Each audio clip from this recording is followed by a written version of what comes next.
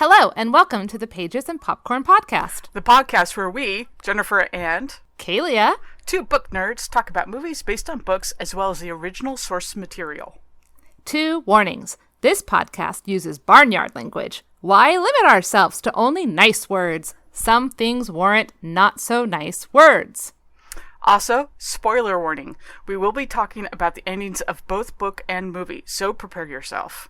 Okay. Let's get into it. It's the Pages and Popcorn Podcast. Jennifer and Kaylia will edify. It's the Pages and Popcorn Podcast. Jennifer and Kaylia are gonna talk, so you'd better damn well listen. Welcome to the Pages and Popcorn episode.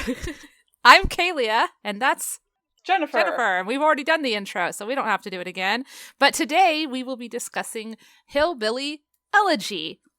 Hillbilly Elegy, a memoir of a family and culture in crisis. It is the 2016 memoir by J.D. Vance about the Appalachian values of his Kentucky family and their relation to the social problems of his hometown in Middletown, Ohio, where his mother's parents moved when they were young. It was made into the 2020 movie that premiered on Netflix right before Thanksgiving 2020, and accidentally, maybe, bookends the Trump presidency, which is rather interesting. So we are going to talk about that today. But real quick, before we talk about that, just a quick reminder that you can find our show notes with lots of links, as well as information and ways that you can support this podcast. Cough, cough, Patreon. Cough, cough, rate and review us. Cough, cough, tell your friends. All at kmmamedia.com. That is kmmamedia.com. You'll see a little link at the top. It says podcasts. Drop that down and pick Pages and Popcorn Podcast off the list and find out more information. And if you want to make a podcast or are in the process of making a podcast or need help with your podcast, well, that's also a good place to start. kmmamedia.com. Maybe you can be part of our podcast network. Along with Ghostropology. Have to give a quick shout out to Ghostropology that now has its 7th episode out and about out there in the world for people to listen to. And if you want to know what is this Ghostropology, well, guess what?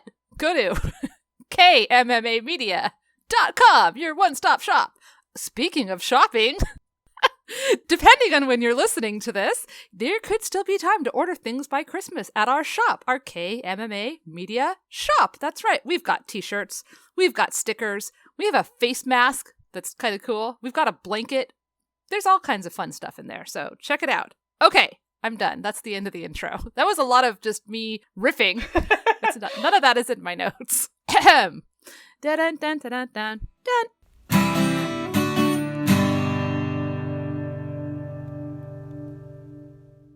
Okay, so I'm going to do the recap.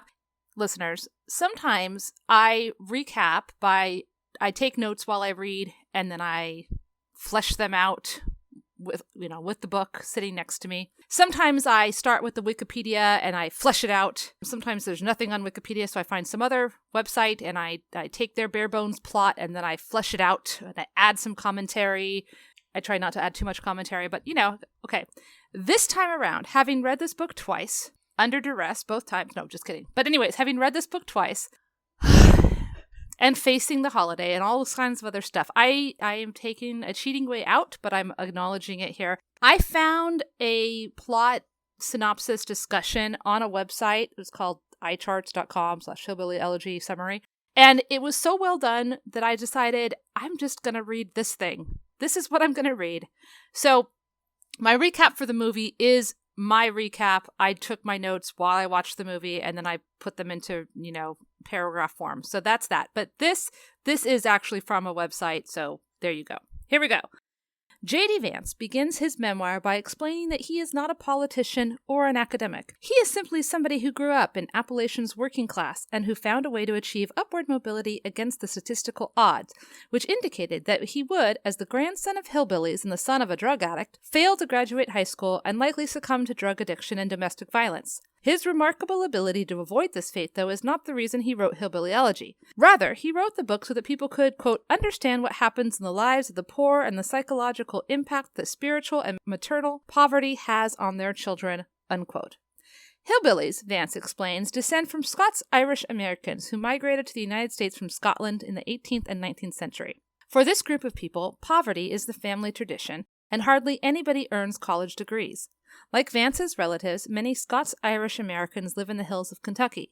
Although Vance himself spent most of his childhood in Middletown, Ohio, where many hillbilly families migrated in order to work at Amoco Steel, a generous employer of formerly uneducated workers, he identifies Jackson, Kentucky as his true home. This is because his grandparents, Mamaw and Papa, spent the majority of their lives in Jackson. Family lore revolves around the town, and Vance illustrates the importance of the hillbilly oral storytelling tradition. He writes about his great-uncles, Mama's brothers, who he idolized as a child. They used to sit around and tell him spectacular tales. These stories were hardly appropriate for a child, but Vance reveled in the hillbilly justice each narrative advanced. In fact, the oral storytelling tradition often emphasizes the hillbilly community's strong values, which are loyalty and honor. Vance's Uncle Pet, for example, once told a story about a man named Big Red who insulted his mother. After warning Big Red to retract his words, Uncle Pet beat him unconscious and ran an electric saw up and down his body. Big Red survived, but he never pressed charges because he knew what it meant to insult a man's mother. Having outlined the importance of honor and loyalty in hillbilly culture, Vance enumerates the many troubles plaguing Kentucky and the greater region of Appalachia. Even now, or especially now, drug addiction runs rampant throughout the working class community, along with the dietary trappings of unhealthy lifestyles that depend on fast food and sugary sodas. Seeking a better life, Vance's grandparents moved from Kentucky to Ohio, where Papa took a job at Amoco Steel. They had married as teenagers in Kentucky in 1947, two members of well-known hillbilly families. The young couple moved to Ohio because Papa's only other option was to work in the Kentucky coal mines, a prospect that would bring his family little in the way of satisfaction or stability. Mama and Papa had 3 children: Vance's Uncle Jimmy, his Aunt Wee, and his mother Bev. Unfortunately, Papa had a serious drinking problem, an issue Mama met with intense scorn. She refused to allow her husband to continue his boozy lifestyle, and after many arguments, which included displays of domestic violence on both sides, she warned Papa that she would murder him if he ever came home drunk again. When he ignored her several nights later, she poured gasoline on him while he slept on the couch and lit him on fire. Luckily, Aunt Wee, who was 11 at the time, sprang to life and put the fire out. Papa finally quit drinking years later, and although he and Mama separated and decided to live in different houses, they continued to spend all their time with one another. Vance asserts that children who witness this kind of domestic discord Mama and Papa were involved in are statistically more likely to lead difficult lives themselves. Uncle Jimmy and Aunt Wee, though, managed to make it out of childhood and establish stable lives, though Aunt Wee's first relationship was indeed abusive. Unfortunately, Bev, Vance's mother, succumbed to the statistical odds and embarked on a life of drug addiction and unstable romantic partnerships. She gave birth to Vance during her second marriage, which disintegrated not long afterwards. Her next husband, Bob, adopted Vance and is a relatively kind man, and the family achieved something like stability for a small stretch of time, during which JD attended schools and developed a love of reading. Despite her many flaws, Vance admits that his mother believed deeply in the promise of education and worked to instill the belief in her children. Mama and Papa figured greatly in Vance's life since they had lived in a nearby house. This relatively calm period came to a close, though, when Bev and Bob decided to move away from Middletown because they felt like Mama and Papa were encroaching upon their autonomy. Vance was devastated to lose easy access to his grandparents, whom he considered his best friends, and to make matters worse, the move brought with it its first domestic dispute of Bev and Bob's marriage. Because Bev had inherited Mama's characteristic temper, she never backed down from a fight. Vance notes that his mother's arguments with his stepfather were his first model of how to go about solving marital disagreements, a process that often involved throwing plates and screaming. As a result of this turmoil he witnessed in his private life, he began to do poorly in school, stayed up late, listening with his sister Lindsey to Bob and Bev's arguments. One day, Vance returned from school to find that Mama had paid an unexpected visit. She'd come because Vance's mother had attempted to commit suicide after a particularly raucous argument with Bob, who had apparently discovered that she was having an affair and subsequently demanded a divorce. Although Bev drove her car headlong into a telephone pole, she managed to survive.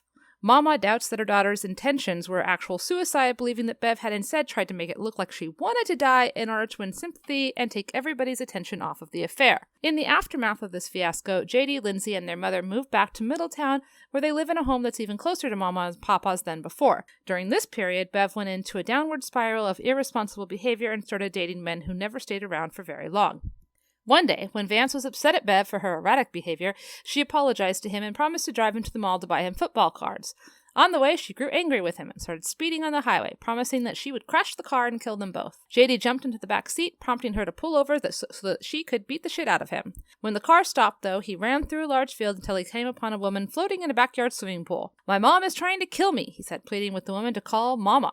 Getting out of the pool, she took him inside and to the phone. Meanwhile, Bev arrived and hammered away at the door, eventually breaking it down and snatching JD. Fortunately, though, the woman had called the police, who quickly appeared to take Bev away. When she was later tried for a domestic violence misdemeanor, JD was called upon to testify against her. Instead, he lied, saying that she'd never threatened him. He did this to protect his mother, but also because he'd made a deal with her that if he refrained from casting her as an abusive person, he could live with Mama and Papa whenever he wanted. Papa died shortly after Bev started dating a man named Matt, and his death affected the entire family. Mama, who was normally so inexhaustible and strong, revealed emotional vulnerabilities. More importantly, Bev descended into a prescription drug habit that had been slowly gaining momentum. More than anybody else, she was devastated by Papa's death, a fact she took great pains to emphasize, telling even her children they didn't have the right to be sad, as because it was her father who had died. After attacking Matt one day, Bev was arrested and admitted to a drug rehabilitation center, a period in which JD relied on Lindsey, who had just graduated high school, for support. Finally, when JD finished 8th grade, his mother was almost 1 year sober and Lindsey was married to a man named Kevin. Before JD started high school, Bev insisted that he move with her and Matt to Dayton, Ohio, effectively isolating him once again from his structure of support, school, and Mama.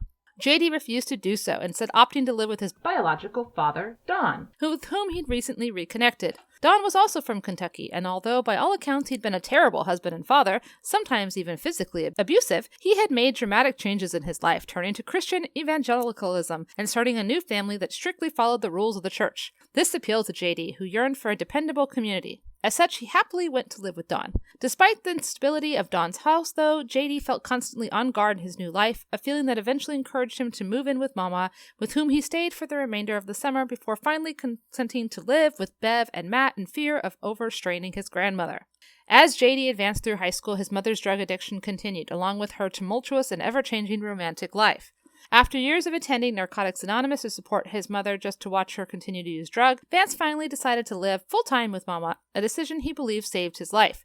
Immediately, his grades in school improved, and he lost all interest in hanging out with other kids who smoked marijuana or drank alcohol. He was even accepted into college at Ohio State University, although when the time came to commit, he felt unprepared. He knew that going to college would be an investment in his future, but he couldn't shake the feeling that not all investments are good investments. Mama framed education as the only damn thing worth spending money on, but he decided to postpone higher education, opting instead to join the Marines, a challenge that seemed insurmountable considering that he was out of shape and severely lacked discipline. Although she was apprehensive, Mama supported JD by sending him letters while he was in boot camp. The experience of constant exercise and psychological challenges transformed him, giving him confidence and agency he never could have fathomed before entering the Marines. Not long before Vance shipped out to Iraq in 2005, Mama died, leaving him truly on his own for the first time in his life, though now he had gained a sense of self-sufficiency. Thankfully, he served in the Iraq War without sustaining any injuries, and when he returned, he finally attended Ohio State University. This was an intense period, as he worked multiple jobs while taking classes, but JD had come to appreciate the value of pushing himself towards his goals. As a result, he graduated in only 1 year and 11 months. He then set about applying for law schools. On a second round of applications, he was accepted to Yale Law School, where he ended up receiving his degree. During his time at Yale, Vance was forced time and again to confront the gaping class divide between his hillbilly upbringing and the wealthy, elite environment in which he now found himself. Luckily, he became close with a classmate named Usha, who often helped him navigate social situations. One time, for example, he called her from the bathroom of a fancy restaurant when he was meeting a prestigious prospective employer to ask which piece of silverware he should use. He and Usha ended up dating, eventually marrying after they graduated from law school. Vance notes that even after successfully attaining upward mobility, he still often finds himself drawn back to the uglier sides of his original community. One night, not long after his graduation from Yale, for example, he drove to Middletown to pay for his mother to stay in a run-down motel because her fifth husband had kicked her out after she started using heroin. Quote, "Upward mobility is never clean-cut, and the world I left always finds a way to reel me back in," he writes. This is not something he is ashamed of, though. Rather, he embraces his responsibility as a successful, stable representative of the hillbilly class, doing what he can to support young people who struggle with the same demons he himself had to face as a teenager. Hillbilly Elegy, okay, so this is the little conclusion from the website. Hillbilly Elegy is first and foremost a memoir, but it also examines the Appalachian working class at large, often incorporating sociological studies to supplement Vance's life story and proposing possible new ways of thinking about poverty. Although these effects are too numerous to include, it's worth noting that Vance holds up religion and education as two means by which young people can attain upward mobility. Pin in that, says Kaylia. And although he outlines various government and economic ideas that contribute to the current situation in Appalachia, he maintains that the best way to address rural poverty is not with policy changes, but with social changes. Too many hillbillies, he say, blame the government and various external figures for their own misfortune, and this allows them to shy away from responsibility and hard work. As such, a pervasive attitude adjustment is called for, one that takes into account the working class's problems of family, faith, and culture. So, the movie skipped the sociological aspect and told a story that could have been very straightforward, except that Ron Howard decided to overuse the device of the flashback. Ahem. So, normally, I might have actually said, here's this story and here's this narrative story, and they go back and forth.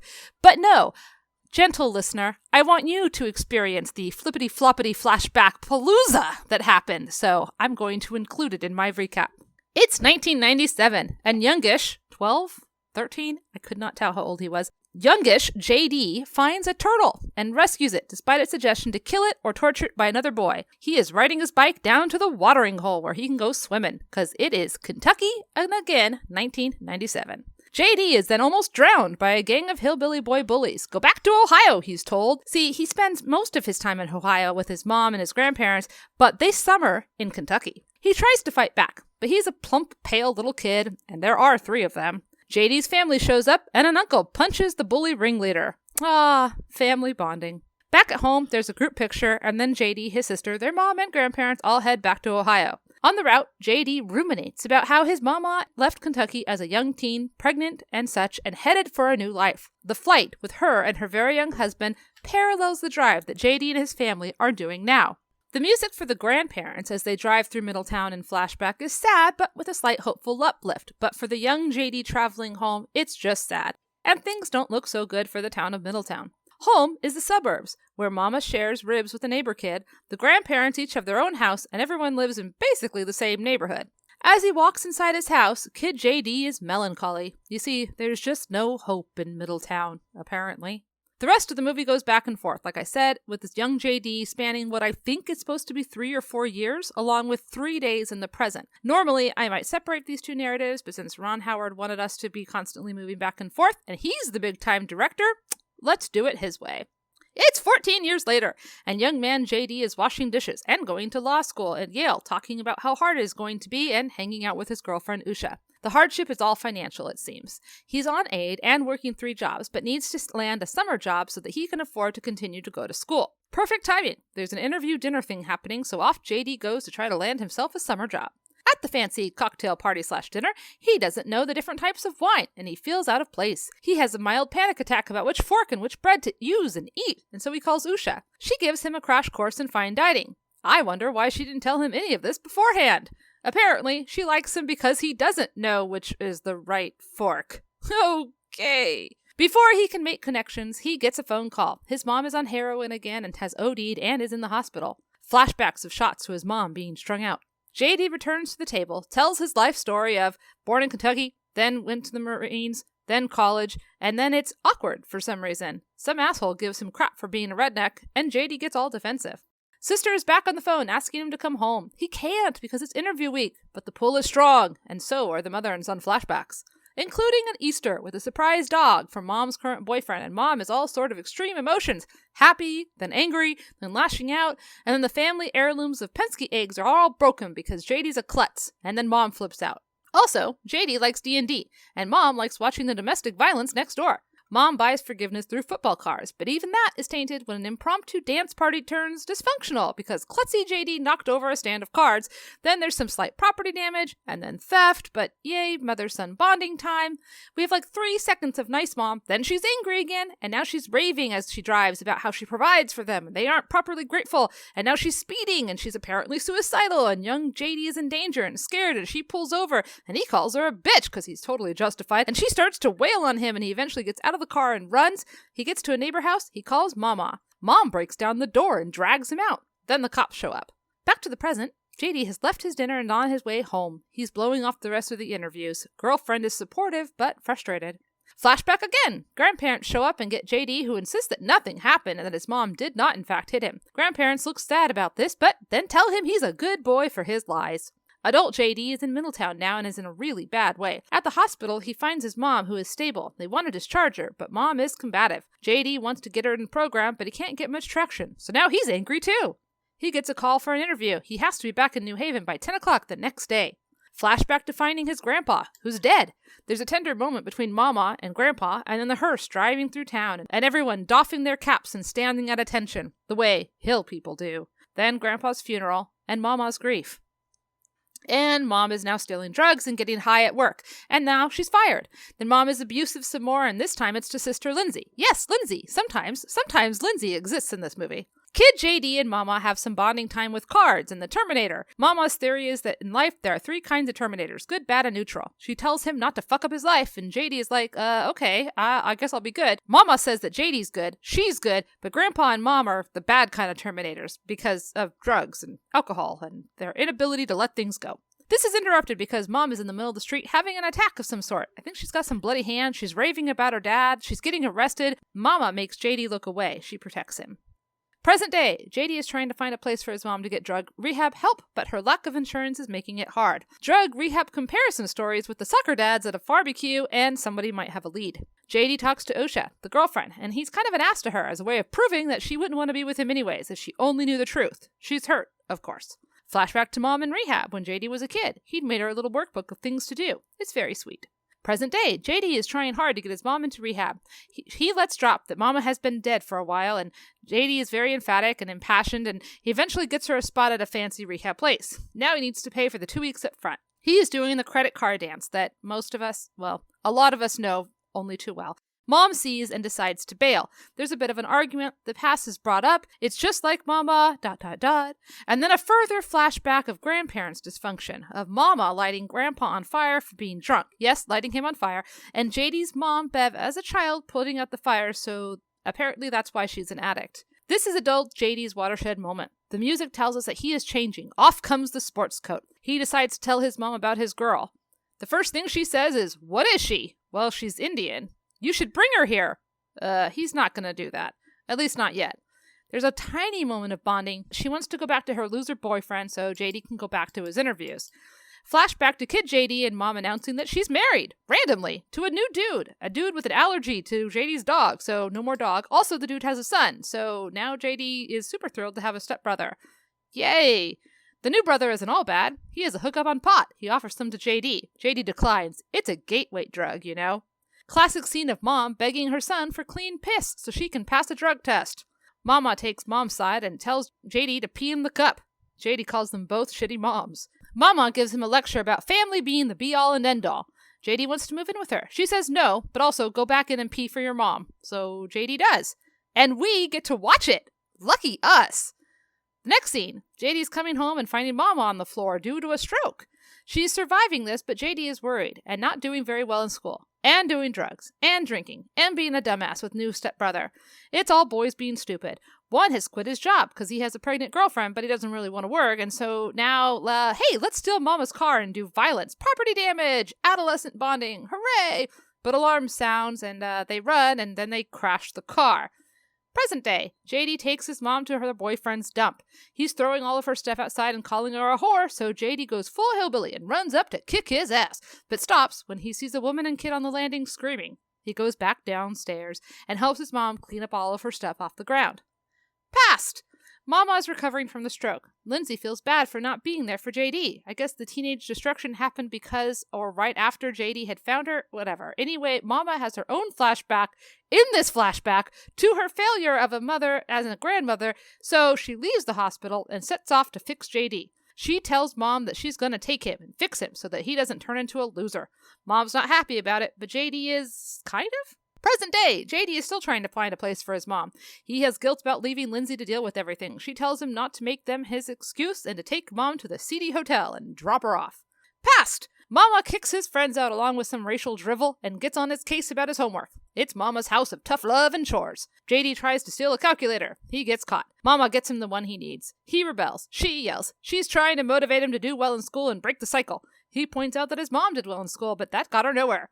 Mama says that he has to take the chance anyways. She expects him to take care of the family when she's gone. Mom has stopped trying, so now it's all on JD's shoulders. I guess Lindsey only exists sometimes. Oh wait, we knew that. Present day! JD drops Mom off at the hotel. Past! JD realizes how strapped for cash Mama is when she has to beg for the Meals on Wheels guy for food. He sees her sacrifice, and suddenly a light bulb clicks. He starts doing chores and studying, and he gets a job, and then he starts acing math tests, and his life has turned a corner. Present day! JD gets back to the hotel with food, and Mom is in the bathroom doing drugs. He stops her. They fight. Eventually he holds her hand, and he has another flashback. It's snippets of stuff we've already seen, along with a couple of new ones about him going in the Marines, and then Mama dying, and then him going to Yale, and his girlfriend where she's giggling about his accent. In the hotel room, he tells his mom he loves her, but he has to go. And then he goes. And he calls Usha and he apologizes. And to help him not fall asleep on his long drive back to New Haven to try to get to his interview on time, he talks to Usha about and tells her all about his family, including talking about Mama and her death. He makes it back in time, and the movie ends with him going on his interview with a voiceover that tells us that his Mama rescued him and made him who he is, and family isn't perfect, but they made him who he is, so he's for sure gonna get that job, and his future is their legacy. The credits play over family photos and epitaphs for everyone. JD and Usha got married, had kids, live in Ohio. Lindsey and Kevin have been married for 22 years and have 3 kids. Beth has a job and spends time with her grandkids. She's been sober for 6 years. The end. So Jennifer, how did you first hear about this book and movie combo? We read it for book club a year ago. Yes we did.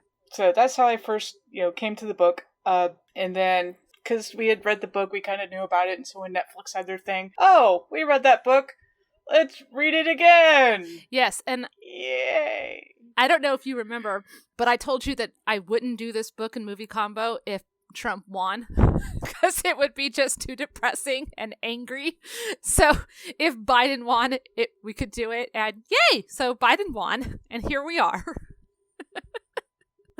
Not that we have any particular political affiliation that we're trying to press on anybody. Well, I mean, I have that we do all the time. Yeah, I was going to say, I have a political affiliation. I'm not going to press it on you, but I am going to have it. So I guess, the weirdest thing to me is I never understood why he became the voice of the Trump supporter for the Appalachians, because he doesn't really offer any insight. Yeah, I mean, he's, okay. This guy, he's very libertarian. This book is very libertarian, and it was marketed as the book that's going to explain why people in Kentucky and Ohio and the working poor, the white working poor, support Trump. But he wrote it before Trump won. It was marketed that way, but that's not actually what it's doing. And I find that really frustrating, actually, because I feel like they also must have added in the subtitle later in the process, because the subtitle is A Memoir of a Family and Culture in Crisis. And I feel like because of that coming out in 2016 and the way it was marketing, it's like, oh yeah, this book's gonna explain something. And I don't really feel like it does. According to a lot of other people, they don't feel like it does. And according to a lot of Appalachian people, they don't feel like he speaks for them because he spent his summers there, but he grew up in Ohio, in Middletown. Then you get into this thing about you can label yourself a hillbilly, and if your parents, no, your grandparents, yes. At what point are you co-opting an identity? But then it's not really my place to say that you are or not what you say you are. I don't know, man. It's sometimes it is politically expedient to do so. So I did grow up with a person who, when he wanted to go to Harvard, he said that he was taking care of his grandmother and that he worked in the fields as a child. His parents owned the farm. He worked in the fields for a summer. He was a fairly well-off kid, but it was politically expedient for him to do so.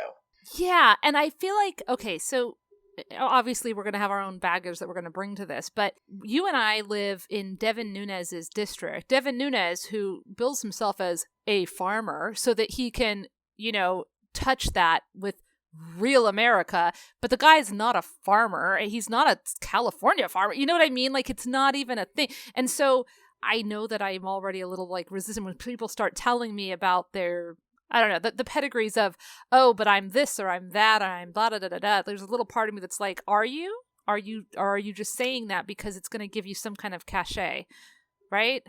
Yeah. Yeah. So that's JD. And he starts his book off saying that he's not a politician or an academic. Which is very clear. But he also did consider running for political office and is a pundit.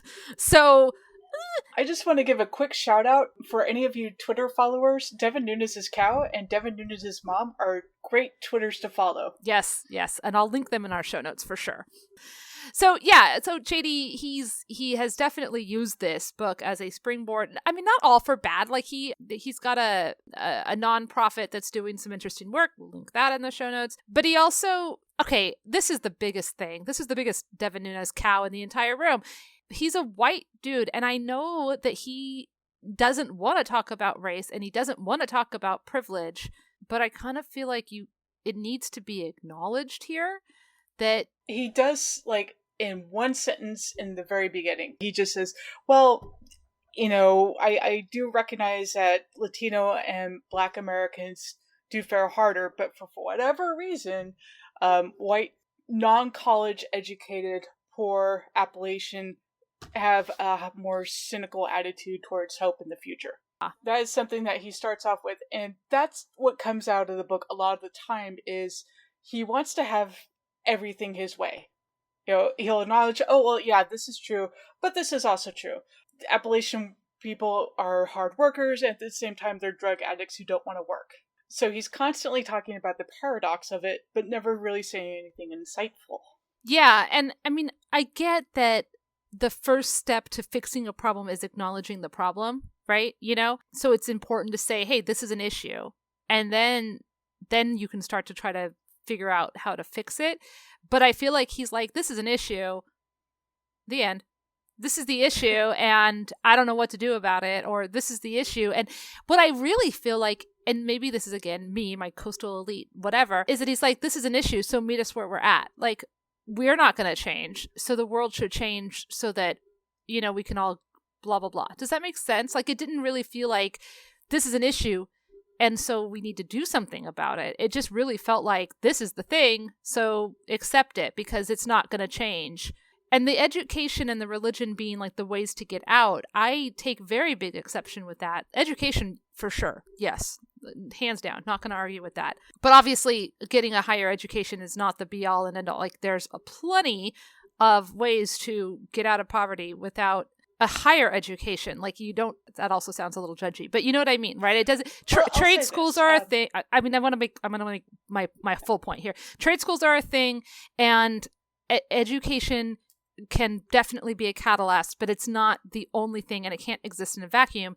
And religion, I would argue, actually keeps people in this way more than giving them an outlet to get out of it, because we have, and they made a better point about this in the movie, I think, but he did talk about this in the book, where there's this the idea of women getting trapped into pregnancy and then kids and then like you have no other options. Whereas if you could divorce yourself away from this patriarchal, abortion is the worst possible thing in the entire world, or I don't know, God, use some freaking birth control. Like, birth control is a thing, and just because religion tells you that it's bad doesn't mean it's actually bad. So there's a lot of things that are taught in religion that are actually detrimental to people's health, safety, and upward mobility, in my totally biased opinion. Go ahead. I know you have something to say. So, speaking as somebody who is an academic and an educator, I have seen a lot of people in my short career who did not know why they were in college and really shouldn't have been there. And that isn't to say that they weren't intelligent, but that college isn't for everybody. I do wish that there were more trade schools and more professions that didn't require this long college education that becomes very, very expensive the longer you're in it. And this was not the case for college, 20 years ago, 30 years ago, 40 years ago. It has gotten exponentially more expensive. So that was one of my frustrations, where education, I don't know that that's really the solution. Having trade schools, having other forms of having a decent job. Right. And I feel like you could say education could encompass so many things. It doesn't have to just mean higher education. Education could mean classes in high school that deal with critical thinking, or trade schools, or classes or things that expose you to outside thought processes and give you a more well-rounded quote education, because I think that those are things that help people. Like, people change when they Kaylia, we're trying to solve society's ills right now. Come on. Exactly. Get with the program, because we're going to do it. Right. But I think that empathy is a huge thing, and I don't think you can be taught empathy, but you can be taught about other people, and that empathy kind of can come from that. And demystifying the other is very important. It's one of the main reasons why, even if you're going to be a chemist, you got to take something from the humanities in college, because you need to have a well-rounded sense of things, and you have to kind of understand how everything kind of fits together. And so education becomes this thing that's just bandied around, but we're not all agreeing on what that means. So of course it's not going to be the solution for everybody. So how many people would go to school if they didn't have to, in order to earn enough money to afford to be the breadwinner for a family of four? Right. Not as many. That is not every country. That is specifically America. I have been to countries where working as a waitress, working as a gas station attendant, you can still afford to have your house, your family, and not be poverty-stricken and desperate. Right. And so I think that this is it's a very specific problem, and it's one of those things that people say, oh, we'll fix all the problems with education, without actually really thinking about it or understanding what it means. For JD, education definitely helped him get out. But I'm going to say the Marine Corps actually helped him more. And I'm not super rah, everybody should join the military by any means. But he talks about it in the book, about how he joined the Marines. It gave him discipline, but it also exposed him to other people who were different from him and gave him a better sense of empathy and kind of broadened his horizons. Going to Ohio State didn't really do that for him. He really glossed over and he was barely there. I don't understand how he got a 4-year degree in a year and a half. Like, aren't there prerequisites, and don't you need 65 units to graduate? Am I dense? What did I miss there?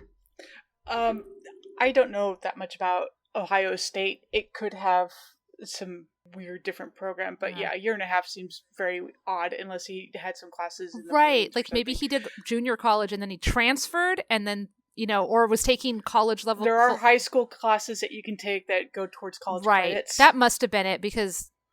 So then there's something weird. So then, when you transfer, if you've finished all of your prereqs, like your general ed is technically supposed to be your first 2 years, and then you have 2 years. So finishing in a year and a half instead of 2 years, I mean, that is impressive. But it's not a 4-year degree in a year. I don't know, whatever. Which is one of the many things in this book. There's something odd about it as we understand education. There's a couple moments like that happen in the book where he makes these statements, or he says, "Oh, and then this happened," and you're like, "Wait, what?" I don't know. You're missing a couple in between. Yeah, and moments. And again, so I want to just go back to the Marines. Like he went to the Marines, he got exposed, he learned a bunch. His health was better. He was making better his life skills. Yes, that's a really big thing. And so that's not education, and that's also not religion. Well, that's ironic considering his exposure to a religion was this very narrow-minded, us versus them, the apocalypse is coming, burning on the cross sort of fundamentalist religion. Yeah. That he got with his father, and then he completely 180s on that. Yeah. And the whole thing about, we got good family values. It's all about, family values and honor and this, and I don't. And he supports this at one point. He says, well, there's this study that says Christians who have, these family values, who don't just say they're Christian, but actually go to church, do better.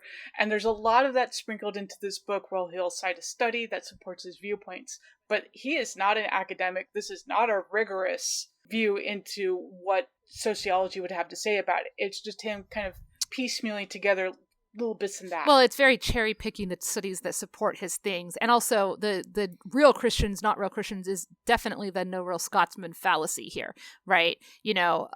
Real Christians do this. Those other Christians do this. But that's why I want to say he wants to have everything his way, where this Christianity he was exposed to was very insular, that encouraged this us versus them idea. He'll support it by saying that there's this study that shows that this does better for children, that it gives more stable home life. And then later on, he'll completely contradict himself and say, wow, it was really, really awful. And I should have been exposed to all these things. Yeah. Yeah. So he seems to be going back and forth constantly. Which, I mean, in a different writer's hands, I might think, well, that's intentional. But I didn't. Because he's learning. Right. But in this writer, yeah, everything he's doing, he kind of just supports in some way. So it's like, well, really, commit to something if you're going to. Yeah. Yeah, for sure. Oh, go ahead. I was going to say, what really bothers me, and you talked about this with empathy, is this is something that we tend to do, and this is quite telling for him, is that we blame people for being poor. Yes. And that is a really shitty thing to do. That is what Vance himself does. He looks at his mother and she's a drug addict and she keeps fucking up. And here are these people down the street and they're meth heads and this is why they're disenfranchised. Here's this person who doesn't want to wake up before 8 a.m. and therefore quit his job. And it's not really explaining why people have those behaviors, and it's not explaining why we as a society want to believe that poor people deserve to be poor. We have to, in a capitalist society, we have to say, well, it's their own fault. And this is the bullshit that we take in this society. Yeah, it's interesting that he, I said like the big thing that he doesn't acknowledge is the privilege. And I think he pays lip service to it in one line, but it's not there. But the other thing that is really not talked about very much is mental health. And I think that that's a huge component, not only of this, but it's a huge component of this population who's dealing with poverty. Poverty and mental health issues, they go hand in hand more than poverty and race, or more than poverty and education. I think that a lot of times mental health and depressive, and I'm going to put addiction under the mental health umbrella here. And it doesn't really go into sort of the own stereotypes that he performs. So poor people are addicts. When there have been counties who have said, well, we need a drug test to everyone who's on welfare, they find that it's less than the general population. Yes. But we have that stereotype. And he forwards that stereotype that poor people are drug addicts. And that they're all lazy. That's another major part of this. Or they're gaming the system. And there's very much this, he never says welfare queens, but that's basically what it is. Implicit. Oh, yes, I'm working, and this woman coming through the checkout line has a cell phone, and she's paying with the government aid, and I can't afford a cell phone. Therefore, she is an awful person who's gaming the system. And I hate shit like that because, first of all, you don't know her life. Like, you don't know. You just don't know. There are government programs to get a cell phone. Not only that, but it's because they're considered, emergency. Yeah, either that or, okay, so I know people who, I'm going to be like Vance here. I'm going to give an anecdote and consider it data. But here's the thing. If you have a friend who's on assistance and you buy them something nice, let's say you buy them a new pair of boots for their birthday, and then they're out there in the world and they're wearing these awesome fucking boots, and they're buying something with their EBD card, the SNAPS card. That's what it is in California. Mm-hmm. And somebody goes, oh my God, look at that person, and they can afford those boots. It's such a bullshit thing. It's a total straw man. It's picking and choosing. And it gets into this entitlement thing. Okay, JD, you're working really hard and you can't afford something. That's fine. Stop there. You don't have to then take your vitriol out on the people who have the things that you don't have, because you don't know how they got them, whether or not they're quote unquote gaming the system, or they've been gifted, or they're maybe, good with their money, that they have limited money. And let's also not forget that you can't tell by looking at somebody if they're disabled or not disabled. I mean, there's just so many things. Also, note he went to Yale. Yeah. And he said he did this on entitlements. Yes. So he also got aid. It was cheaper for him to do that than to go to state, like all the other quote unquote, sort of poor people he grew up with. Yeah. So taking advantage of the programs while bitching about the fact that people are taking advantage of the programs. It's just, there's a lot of, for a book that's supposed to be very navel-gazy, this, like the movie was very navel-gazy too, but like this book is supposed to be like, I'm going to take a critical look at blah, blah, blah, blah, blah. But then he doesn't actually take a critical look at any of it. It's just very surface. It felt to me. It's frustrating. And yeah, and it doesn't really give you any more information.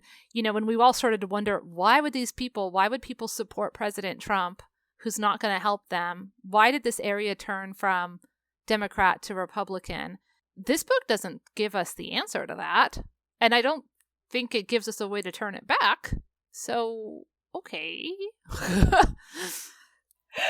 So just a quick thing about the cell phone. There was a national disaster, and there was a picture that was kind of running rampant on social media of about 20 smartphones all plugged into one socket so that they could charge. And it's like, you're in the middle of a disaster, you're in a third world country, why are you dealing with all these smartphones? It's like, smartphones can cost like $20. They don't have to be super expensive. You can get a really basic, you can get used stuff. It doesn't have to be expensive. And if that's the only phone, computer, whatever you have in your house, your laptop costs a crazy amount. This smartphone attaches people in a way that an expensive computer can't. Yeah. And so it's this weird, a smartphone costs $600. For you buying the Apple, the brand new thing, as your nerd tax, it doesn't have to be that way. No, it really doesn't. We all spend our money on different things, and sometimes it doesn't make sense to other people. You and I spend a lot of money on books. Well, okay, I don't know about you. I spend a lot of money on books, and we have a friend who spends a lot of money on books. We have multiple friends. We're book nerds, whatever. Yes. There's a lot of money being spent on books. It makes perfect sense to me, and I can justify it all sorts of ways. I'll read them someday. I have a child. They don't depreciate in value. They look good on the shelf. They're useful forever. I can get a lot of use out of them. I only bought them when they were on sale. Blah, blah, blah, blah, blah, blah, right? Okay. I have a friend who buys a lot of wine. Lots of wine. She spends a lot of money on wine. And I go, that's silly. You drink it, it turns into pee. I don't understand. It does not make sense to me. But to her, my book thing doesn't make sense to her because she's like, I get a lot out of my wine. It's a prestigious thing. I get to taste the best. I deserve the best. I keep the bottles or I keep the corks and I blah, da, da, da, da. It's the way I show love with people when I share my special wine with them. All of the stuff. Like, it's a thing. We have different things that we spend our money on because there are different things that are important to us. It would be really shitty of me to be like, you shouldn't spend your money on wine. How dare you spend your money on wine? That is stupid. Why would I do that? In the same way, don't give me crap about my books, right? Like, everybody gets to spend their money their way is my point. I'm sorry. I'm ranting now about books because... Well, there's also a really profound lack of understanding of what poverty does to you psychologically. Yes. So there are some studies that are finally being done on this, but until you read the studies, until you become educated, and this is what poverty does to you, you're not going to understand why somebody who's making, say, $25,000 and has 2 kids has got this giant television. It's like, well, why aren't you putting that towards your kid's college fund? And as somebody who has been in financial straits, we both have at certain points in our lives, when you have money and you're poor, you spend it immediately because you're not going to have it. Right. There is no saving for the future. You spend what you have right now because you're not going to have it. The other thing is about the quality of life, right? So it's, okay, life is really hard, but if I can make my daily life a little better by having this TV so that I can escape, from my situation by watching things, then that is a thing. That's an important thing. And again, we all do it differently. And there are definitely benefits in a lot of ways of delayed gratification.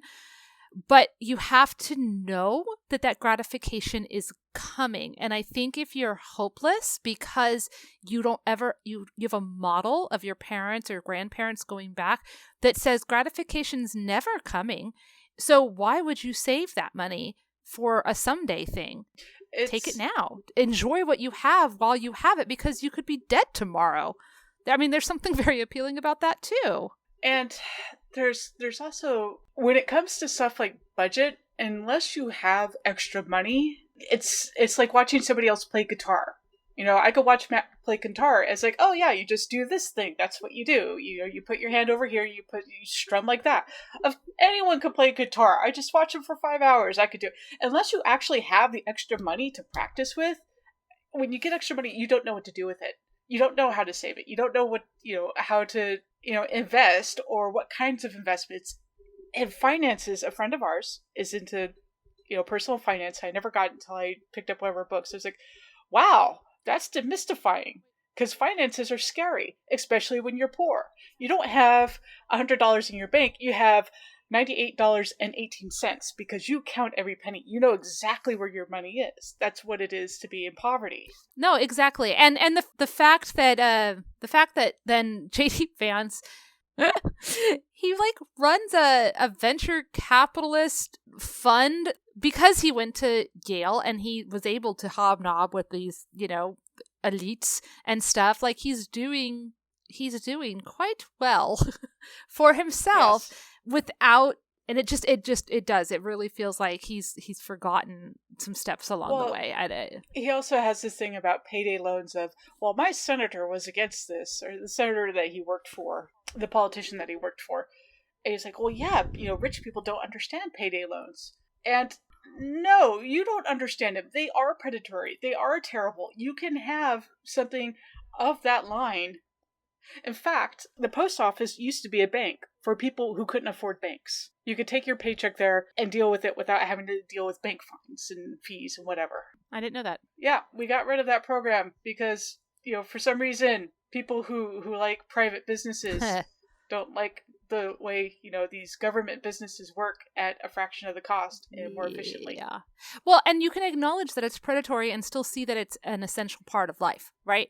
So the payday, the loan things are bad. They're bad for my community, but they're also necessary because we don't have this other thing, blah, blah, blah, blah, blah. Like you can acknowledge that, but by saying, no, they're not bad at all is just misguided. Well, I would even say that they're necessary. You can do that sort of thing without being predatory. Well, you can have like a payday loan that doesn't have like a 25% interest rate. You can, but if you're there's certain places where that it's harder to get to that, right? So like if your only option is the one that's in your town and they are a crappy place, then that's where you're going to have to go, right?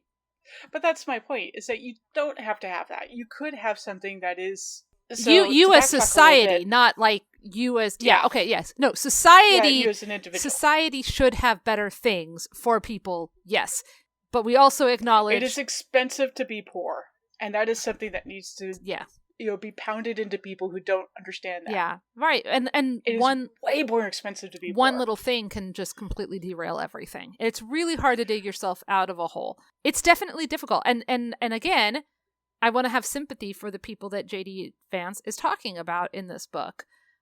But he doesn't even seem overly sympathetic towards them. And that there's a disconnect there too, because he's like, these people are all lazy assholes and blah, blah, blah, blah, blah. So towards the end, he talks about how childhood stress derails your development. And again, this is something I experienced where children become very aware of their parents' struggles. So, at one point we went to the movies and I was like, why are we going to the movies? We can do without, and we could save, this extra $10 that the family went to because we were having financial issues.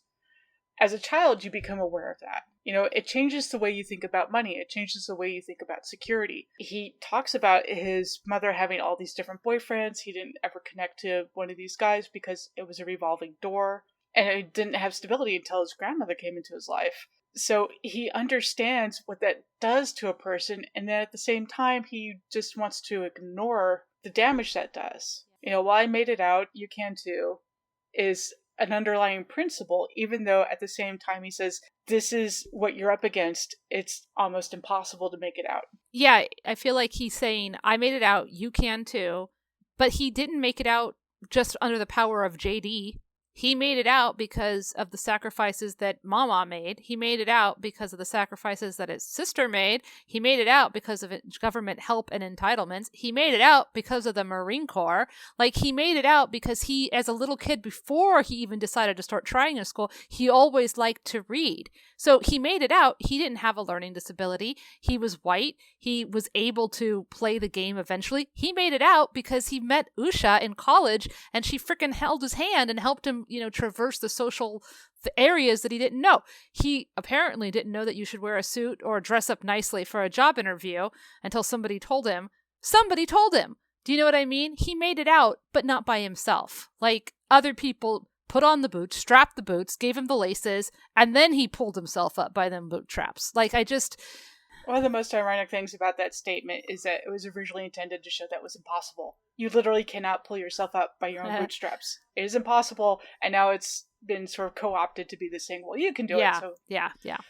I want to add just one more thing about poverty.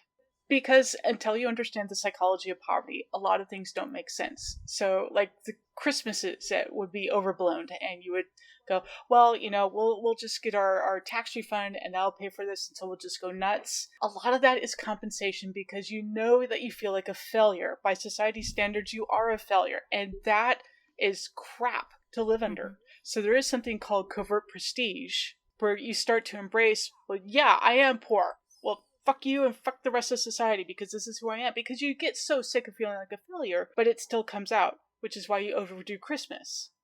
Covert prestige. Yeah. That's an interesting term I had not heard of before. Yes. Thank you for that. Mm-hmm. Yeah, and then also there's like this, I mean, we all self-medicate in different ways. Some of us overeat or, eat gummy bears at 10:30 at night. Some of us cry in the shower. Whatever. We all have our ways of coping, right? And there are more or less healthier ways, but it's coping mechanisms. And I feel like people forget that sometimes buying the big things or spending the money or blowing through the money or refusing to plan for the future because that future may or may not come is part of a coping. Also, just real fast, I want to touch back on the religion. If you had a whole religion that's like, doesn't matter what happens on earth, you can suffer and be poor and be sad and lonely, depressed and blah, blah, blah on earth. When you die, everything's going to be better. You're going to have paradise. You're going to have all your needs met. You're going to be blissfully happy, blah, blah, blah. It definitely affects whether or not you care as much about earth because quote unquote, you're going somewhere better. So, I mean, and not to get real into it, but this is Scots Irish, right? We're talking about a tradition of suffer through earth, like suffer as through life so that you will get rewarded in heaven. And that it's like, there's like beauty in suffering is kind of like, again, I hate that religion has these claws into people and it makes it that there's this pull that it doesn't matter now because it's going to be better eventually. That is a big criticism against Mother Teresa, is that she believed in suffering. So people who were suffering, who maybe didn't want to, couldn't get pain medication because she thought suffering was beautiful. Mm-hmm. Yeah. Yeah. And like the more you suffer now, the better you're going to get rewarded later. And so don't worry about this, like, yeah, it's a bad thing. Okay. So movie. Movie. Okay. First off, I think the timing of this movie was very interesting. And yeah. So the book came out and then there was the 2016 election. Trump won. Everybody was like, what the hell? And, oh, okay. Not everybody. Lots of us, though, including, I think. Well, let's also remind that Trump was the popular vote loser. Yes. Let us remember that. He was the popular vote loser. I think also he didn't expect to win. So I think he was also a little surprised. Whatever. Okay. So he became our president. Grumble, grumble. Fine. Then we're heading into 2020's election with a lot of fears and trepidation. And they decided to make this movie. And it came out in November and, Thanksgiving. And I know that like there were some delays because of COVID. At one point, his girlfriend is literally phoned in. So his girlfriend in the movie, at one point, like for most of it, like half of her being in this film is literally phoned in. Yes. She's on the phone with him because COVID and scheduling and all this other bullshit. Yeah, I know that they filmed a bunch of this before and then slightly during, and it was a whole thing. But they still had it come out in November, less than a month after the election. And so I thought that was it. And I'm not sure if this movie would be received differently if the election had gone a different way. I don't know. This movie's not very well received anyways. There's a lot of criticism of it out there on the interwebs, which I'm sure you can all read. One of the main changes, because we always start with changes, right? We'll do changes, then we'll do themes and blah, blah, blah. So changes, they took out all the sociological stuff. They stripped everything out of the book that made it at all valuable. It just really became a simple, although told in a very complicated way, story of a guy and his mom, and then she's a drug addict, and he goes and lives with his grandma, and then he turns his life around, and then he goes to college, and then she's still a drug addict, and then he's getting a job. Did I miss anything? Yeah, it's also kind of ironic because in the book he says, I don't believe in transformative moments. Transformation is a process, but the movie's told as a transformative moment of, I saw my grandma struggle and therefore I'm going to do better. Yeah, one moment of noticing his grandma, struggling at the door with the Meals on Wheels, because he's never before connected that, like, they're poor or that it's hard for her. Dude, it was schlocky. Okay, so that was a major change to not have any of that sociological stuff. They kept the voiceover narration, which they didn't need. And God Jennifer... help you if you have voiceover narration in your movie.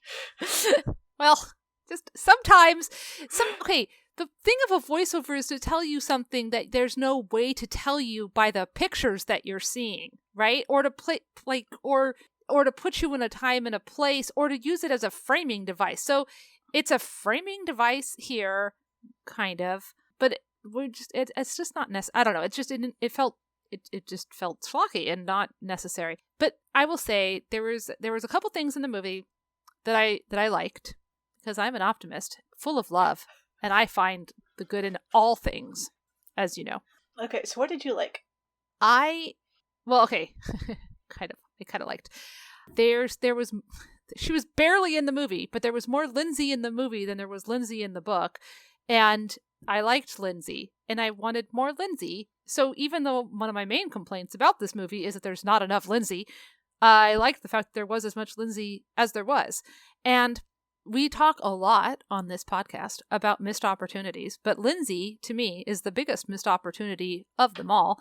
And they did a couple of things where they almost was making these cool connections. For example, so Lindsey is taking care of JD, right? She's the big sister. She's kind of the protector, except when she's forgotten by the screenwriters and she's not there. But she's always placed in this position of being this nurturing role, right? That's her job. So she's the protector. She's the nurturer. We see her hugging JD, all of this stuff, taking care of JD.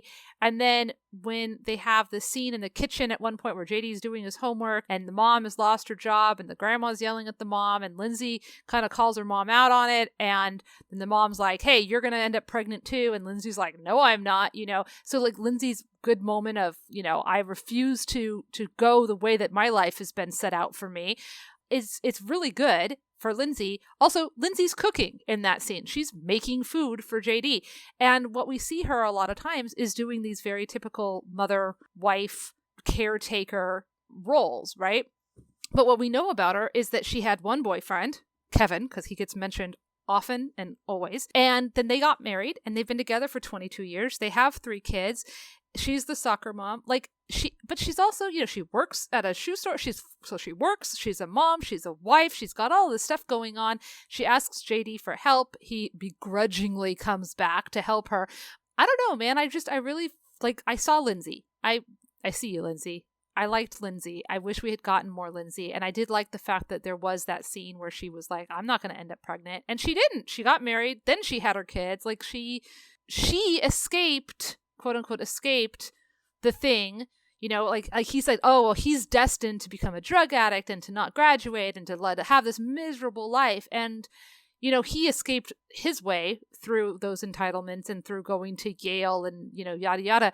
But I would say Lindsey escaped in her own way too. And she seems pretty happy with her life, with her husband and her kids. And the fact that that doesn't really acknowledge as a quote unquote escape either is troublesome. Cool. Lindsey's cool. I just wanted to know, even if she had become, an unwed teenage mom, that's not the end. You can go and beyond that. Yes, agreed. So, agreed. Sorry if I wasn't clear, but yeah, no, she wanted to escape kind of what had been laid out for her and her mom's assumption that that's what girls do. Girls just get pregnant and then their entire lives is about taking care of kids and and that, it says a lot about Bev, the mom here, about, she resents her children. And that's the thing, is how that's considered a failure. It doesn't have to be. Yeah. It's just framed that way. Yeah.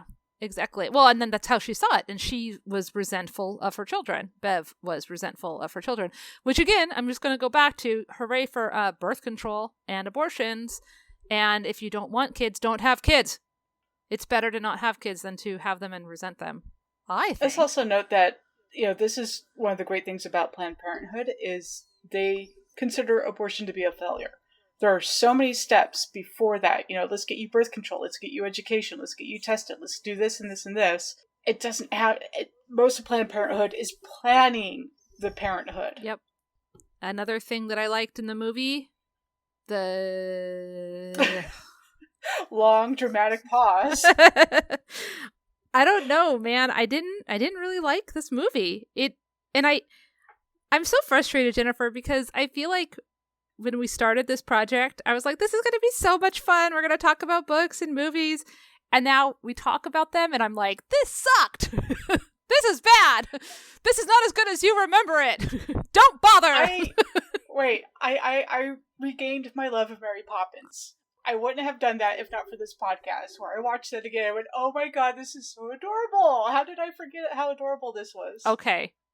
Good. So we're rounding the bend over 40 episodes. Okay, I will say something that I thought was really good is I thought while Glenn Close and Amy Adams are really fantastic actresses and they've done amazing stuff, I think they're amazing actresses. I think they were a little bit underutilized in this film. However, when you see the pictures of Mamaw and his mother, they really do encapsulate those characters. Yeah, the costuming and prosthetics worked. Yes. I will give you that. I found the acting a little hokey? Well, yeah. I feel like Amy Adams was and again, she's supposed to be way too much because she's Bev, right? That was that character. But there was a couple moments where it just really felt like this is Amy Adams trying to get an Oscar. This is Glenn Close going for an Oscar. She's going to put on prosthetics and a big baggy shirt and she's going to curse. And then suddenly, I don't know, like they didn't seem to be, they seem. I can see those people. I've met that person before. Right.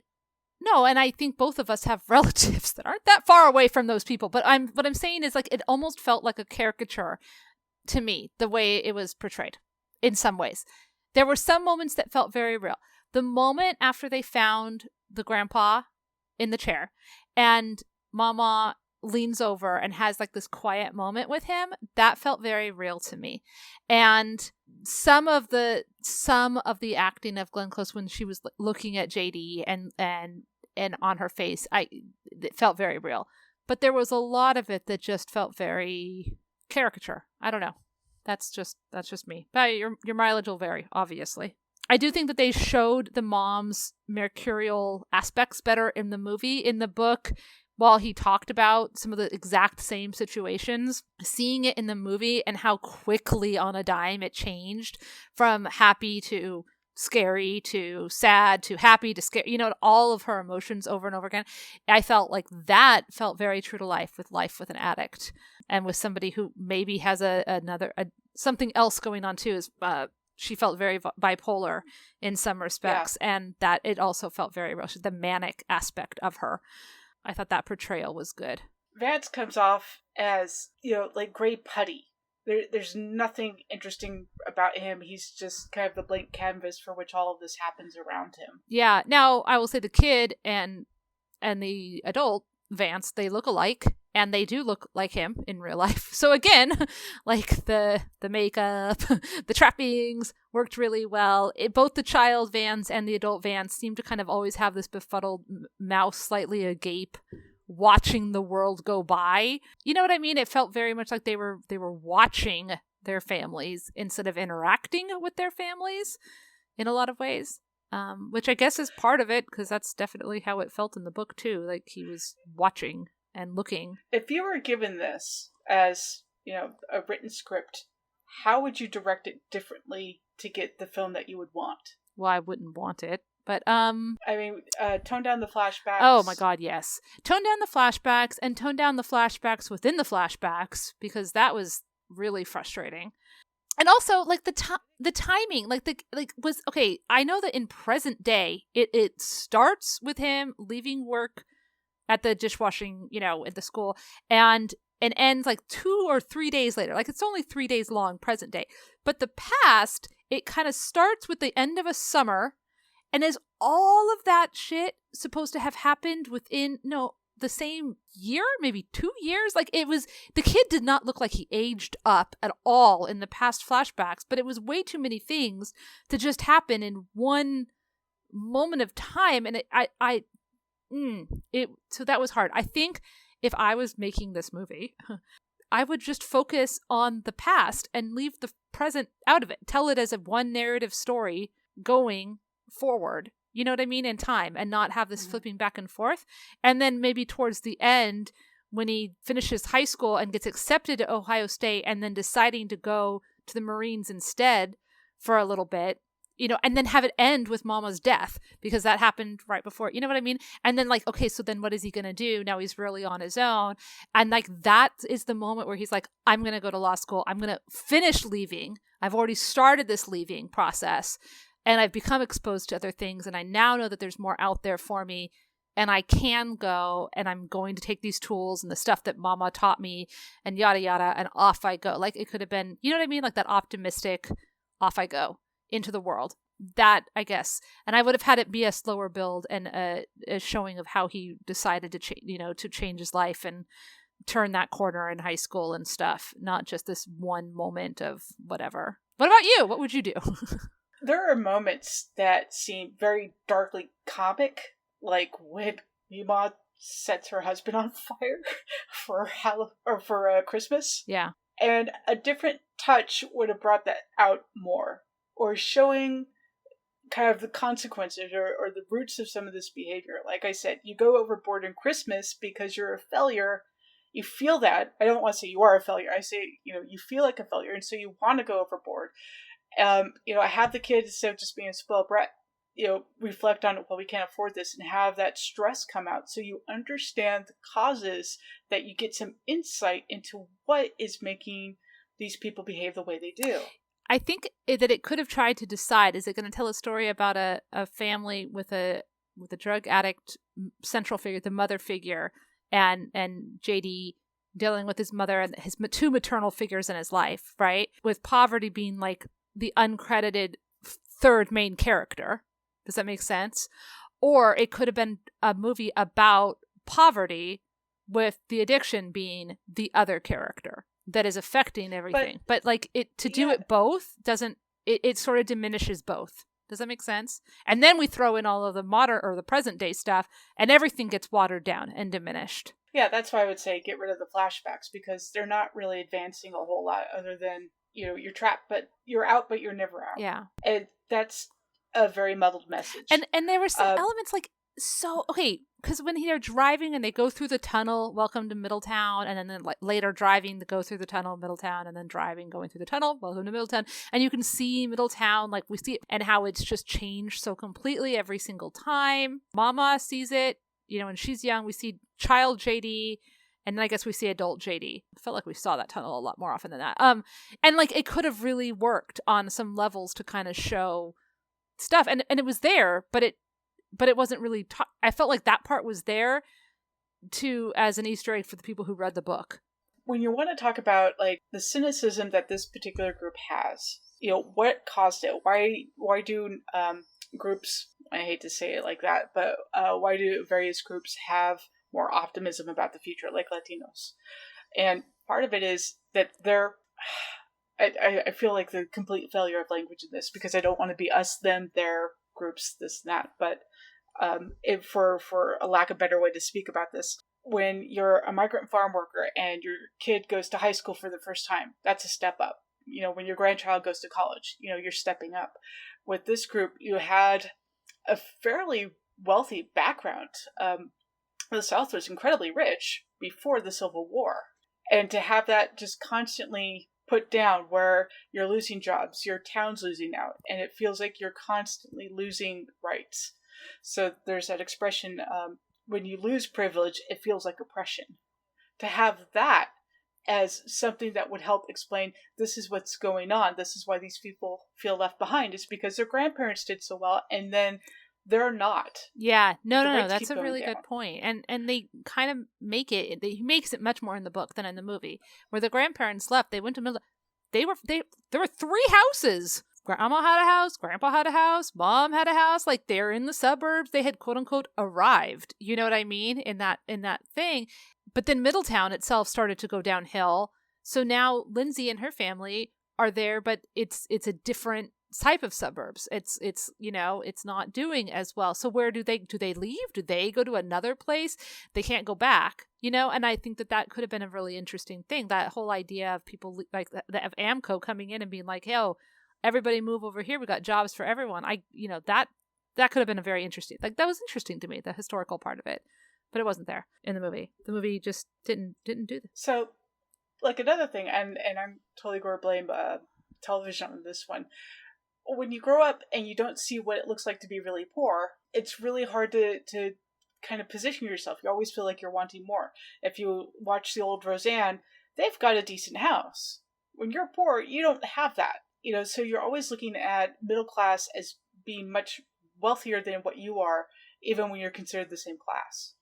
Like, the last time poverty was really shown as poverty on television was something like The Honeymooners, where they were poor, and it looked like they were poor.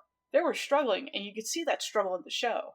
It wasn't just something that you talked about, but you showed something completely different for film aspects. Like, when I look at Bastard of Carolina, which is an extremely good movie and book, very brutal, but very well done, you can see how her life affected her, how the poverty affected them, how all these ironies come into place. And so it's a lot more insightful about this particular story of this child. We need to do Bastard Out of Carolina. I actually met Dorothy Allison. She is amazing. Wow. Yeah.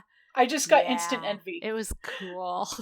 Well, okay, your rock star notch just went up. Yes, well, she took my book to read too. I don't know. We'll see. It was a long time ago. She never reached out. But a big change that happened from the book into the movie, I thought this was a very interesting change. So in the book, there's all these anecdotes that quote unquote prove that people are lazy and deserve to be poor.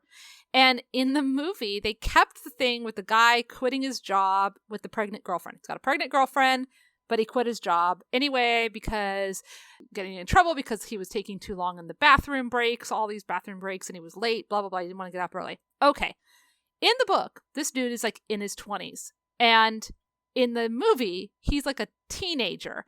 And I thought, okay, well, this is a change that's obviously very intentional. You don't expect a teenager to have the foresight to be like, I should buckle down and be serious, blah, blah, blah, right? Like, you just don't. Like, we have different expectations of teenagers and young people in their 20s. And so that it diminishes from the punch of that story to age him down a little bit. You're like, oh, it's an immature person being immature. Whereas in the book, when you read it, you're like, what the hell is wrong with this guy?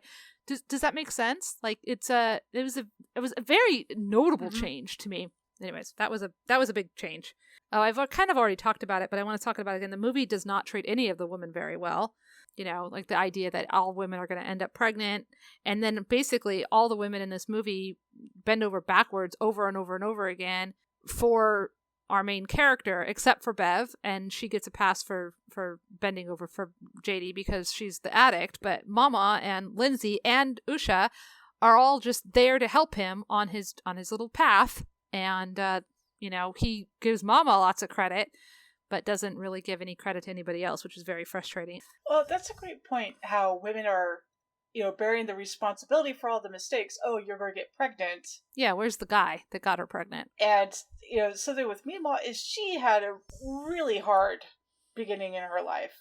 She was pregnant at a very young age, had lots of miscarriages, had all these issues, and, that's completely forgotten as well. Yeah. Yeah, we really don't, get Mama's hardship. And in the movie, we don't really get the rest of the kid. Like, basically, she just deals with Bev. That's it. Like, there's and there were other children that actually had pretty decent lives. Yeah, but anyways. So it never really explains, like, why is Bev the one who falls off the track? Yeah, I mean, and it kind of the only explanation is that because she was really smart in high school, and then she got pregnant, and then blah blah blah blah, and then she was doing okay until they moved away from Middletown. And in the book, it's, they move away from Middletown, and then she has a domestic with her husband, and then like things just really go downhill, and then she really loses it after her dad dies. Okay. But in the movie, there's really no explanation given at all, except that, well, she got pregnant and she was resentful, and then her life went to shit. Cough, cough, Planned Parenthood, yet again. This episode brought to you today by Planned Parenthood. Birth control for everyone. Get a condom. Seriously. They're free in a lot of places. So, yeah, I don't know, man. This movie, I don't feel like it needed to be made. I'm not really sure it added anything to the conversation. What bothers me about, this particular conversation is we're still having it. We're still having it when COVID is out right now, and we've had to have some, enhanced unemployment.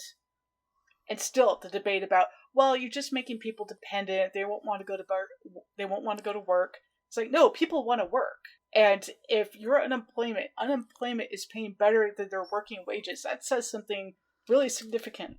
So that conversation's still going, and it still is just as annoying how we blame people for their own poverty when it's a system that is set up to, keep a caste system. Yeah. People want to think that we are not a caste society, but we are in America. We're also not post-racial, but different book. Yeah.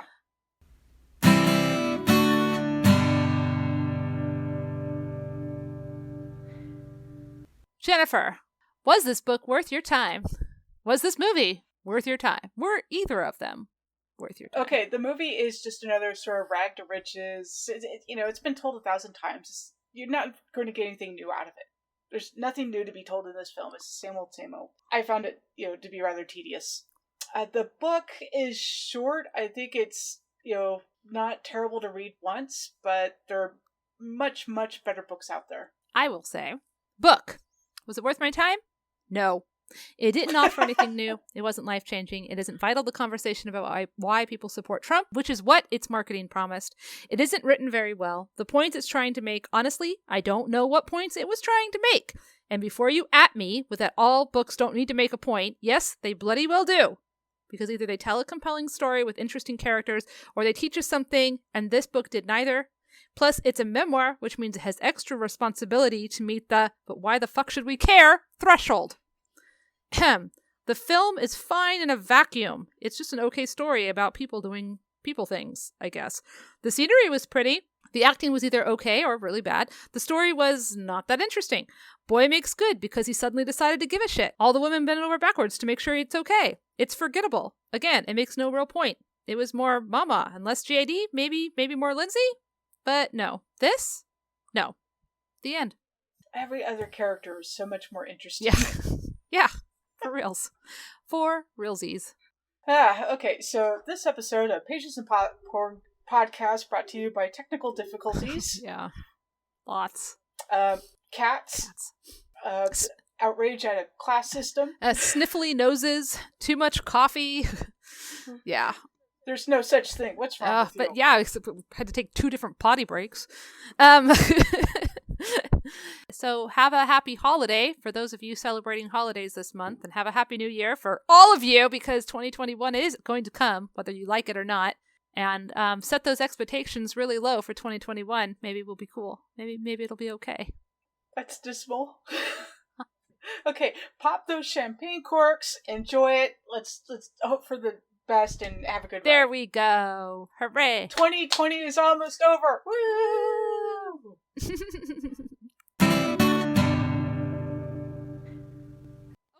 I didn't know that Bastard Out of Carolina was a movie. Oh, I think it's on YouTube, it looks like. Jennifer Jason Leigh. Huh. Yep, the full movie's on YouTube for free. Yep, and also Amazon. Cool. Sweet. Okay, I'm going to add it to our list, because I love that book. Oh, it's so brutal. It'd be really nice to It's read. a good one. I know, but it would be nice to read something that I like. I mean, I really liked Jurassic Park, so thankfully, there's been a few, but it is. I'm getting tired of being a grumpy curmudgeon, But you're so good at it. No, I am sweetness and light, Jennifer.